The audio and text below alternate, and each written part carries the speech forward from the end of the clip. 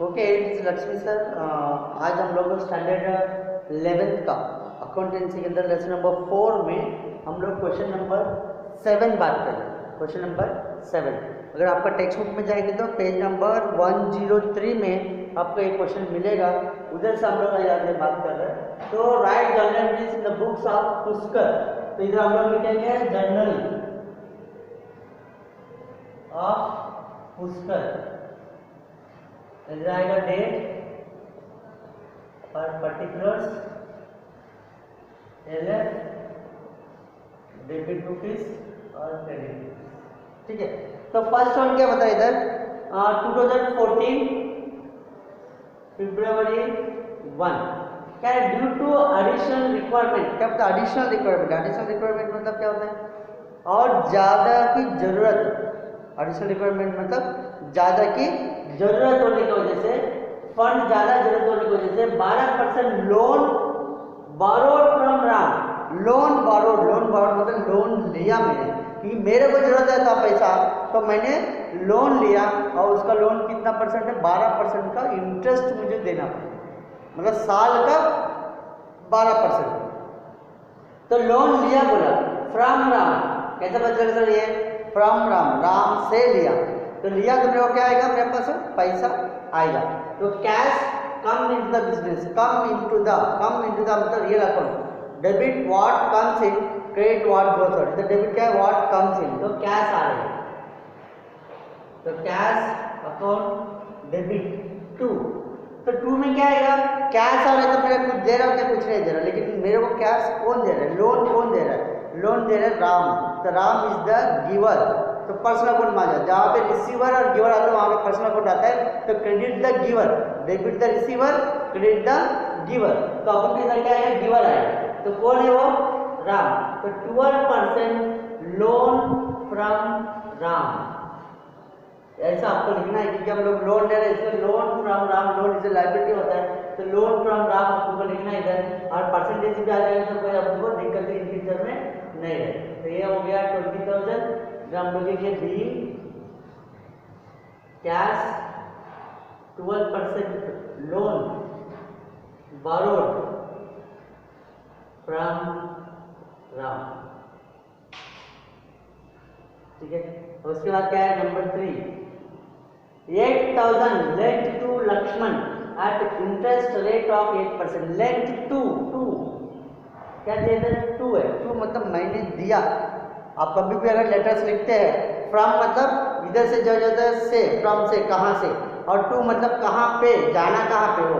तो वैसे ही sir late 2 मतलब मैंने दिया कि कौन ले रहे हैं, लक्ष्मण ले रहे हैं, लक्ष्मण इज द रिसीवर, और मेरा क्या जाएगा, पैसा जाएगा। तो Lakshman is the receiver, debit the receiver, account personal बोलो, debit the receiver, credit the giver. तो लक्ष्मण इज द रिसीवर, तो लोन लेंट टू लक्ष्मण ऐसे लिख सकते हैं हम लोग, loan lent to Lakshman account data, मेरा क्या जाएगा, कैश जाएगा। तो कैश गोस आउट, क्योंकि भाई लोन दे रहा तो मेरा पैसा जाएगा ऑब्वियसली, तो कैश जा रही है, इसलिए इधर चाहते 8% भी लिख के रखना, आपके फ्यूचर में उसका इंटरेस्ट होगा तो हम कैलकुलेशन करने के लिए ईजी पड़ेगा। तो 8 by loan lent to Lakshman. ठीक है, इसके बाद क्या है 10, 8 में क्या लिखा है, रिसीव्ड कैश, मतलब पैसा आया, पैसा मेरे को आ गया। तो कैसा पैसा आया, 800 पर loan lent to Bharat. Bharat को कभी लोन दिया था, वो लोन अभी मेरे को क्या रही है, पैसा वापस आ रही है, पैसा वापस आ रही है, मतलब cash come into the business, and giver कौन है, भरत। इसके साथ क्या बोला, 200 पर इंटरेस्ट, इंटरेस्ट भी मेरे को मिल रही है, तो वो भी मेरे को मिल गया, रिसीव्ड मतलब वो भी मिल गया, तो कैश, तो दोनों कैश मिल रहे हैं, इसलिए cash come into the business. तो पहला रूल के हिसाब से डेबिट व्हाट कम्स इन, तो हम लोग पहले लिखेंगे जो आ रहा है उसको हम डेबिट करते हैं, तो कैश अकाउंट डेबिट 2। कौन दे रहा है, कहाँ से आ रहा है, लोन दिया था, वो लोन रिटर्न आ रही है, तो इधर आएगा लोन लेंट टू भरत। और दूसरा क्या है, दूसरा क्या है, वो इंटरेस्ट। इंटरेस्ट क्या होता है, मेरे लिए इनकम होता है, हम किसी को अगर लोन देता है, अगर वो इंटरेस्ट पे करते हैं तो वो इंटरेस्ट मेरे लिए इनकम होता है। तो इनकम और एक्सपेंसेस हमको नॉमिनल अकाउंट के हिसाब से देखा जाता है। तो नॉमिनल अकाउंट हम पहले जाएंगे तो debit all expenses and losses, credit all income and gains. क्या बोला? Credit all income and gains according to nominal account. तो इंटरेस्ट रिसीव्ड है, ये रिसीव्ड बात चल रही है, सॉरी ये रिसीव्ड बात चल रही है, रिसीव्ड चल रही है, इसलिए ये इंटरेस्ट मेरे को मिल रही है, इसलिए वो क्या होगा? मेरे को इनकम होगा। So income is credit according to nominal income account. तो ये कितना था मेरे को? 800 रुपया और ये 200, दोनों मिला के टोटल 1000।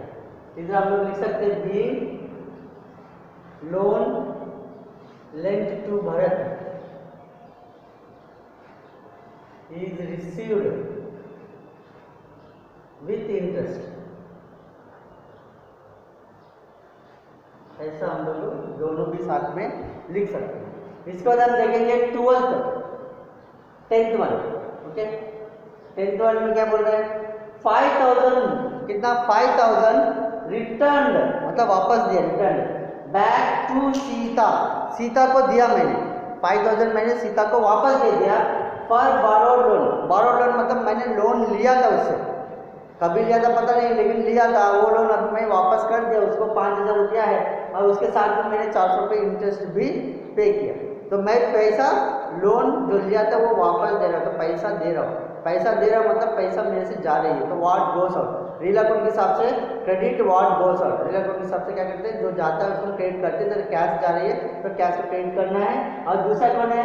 सीता ले रही है, क्योंकि सीता ने मेरे को दिया था तो मैंने सीता को वापस दिया। Sita is the receiver, debit the receiver account to personal account. और दूसरा क्या है? Paid interest. Paid interest, paid मतलब क्या? मैं दे रहा हूँ तभी पेड होता है, अगर मेरे को मिलता है तो रिसीव आता है। तो पेड क्या हुआ? एक्सपेंस हो जाएगा। तो account nominal account debit all expenses and losses, मतलब इधर इंटरेस्ट एक्सपेंस है वो डेबिट करना है, और सीता इधर रिसीवर है उसको भी डेबिट करना है, और कैश जा रहा है उसको पेड करना है। तो 10 के हिसाब से लोन ऑफ सीता हमने रिटर्न किया, लोन ऑफ सीता अकाउंट डेटार, ये हो गया मेरे को 5000 रुपया। और इसके साथ हमने इसको इंटरेस्ट भी पे किया, तब मेरे को इंटरेस्ट हो गया एक्सपेंस। इंटरेस्ट अकाउंट डेटार कितना था? 400 रुपया। और ये दोनों में क्या किया मैंने? पैसा दे दिया, तो कैश जा रही है, इसलिए what goes out should be credited 5400। तो इधर हम लोग लिखेंगे being return back to loan of Sita with interest.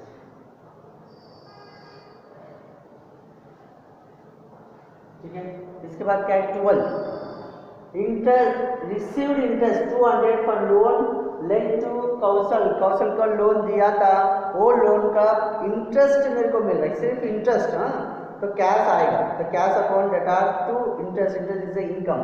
तो इधर मेरे को आएगा 12 का cash account data to interest भी लिख सकते हैं, इंटरेस्ट रिसीव्ड भी आप लोग लिख सकते हैं। तो बाद में बीइंग लिखेंगे, being interest received from person. 15 interest for 1 month paid loan obtained from Ram. अभी इधर आ गया राम का, राम का इधर था फर्स्ट में कितना परसेंट था? 12%। अभी उसका 1 महीने का मैंने दिया, कितना? 1 महीने का। तो हमने बोला पर ईयर का 12%, तो हम लोग इधर फाइंड करेंगे इंटरेस्ट ऑफ राम कितना है इधर वो? 20,000 अमाउंट है, 20,000 इंटू 12%। और 1 महीना बोला, 1 महीना बोला इसलिए 1/12 टाइम भी अपन 1 ही महीने का लेना है, इसलिए 1/12 ले। तो ये 12 है, 12 का 20 का कितना आया मेरे को?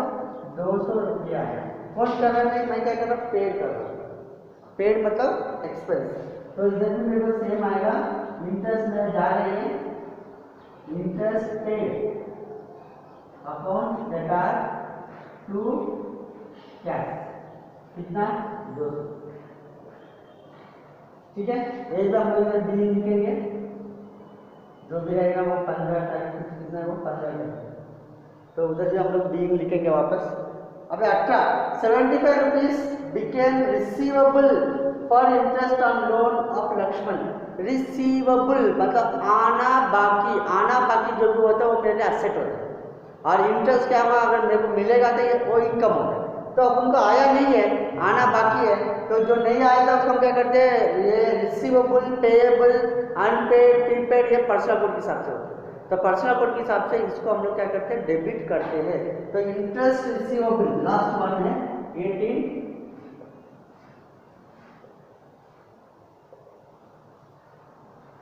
Interest receivable account attach to interest received account कितना दिया 75।